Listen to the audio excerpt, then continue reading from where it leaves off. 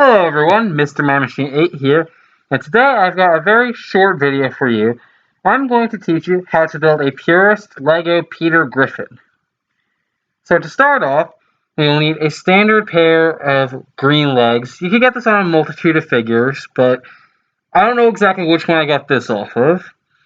Second off, you will need around the 2010s early Han Solo Jabba's Palace torso. Just stick it on like that. They want the OG flesh tone Harry Potter head.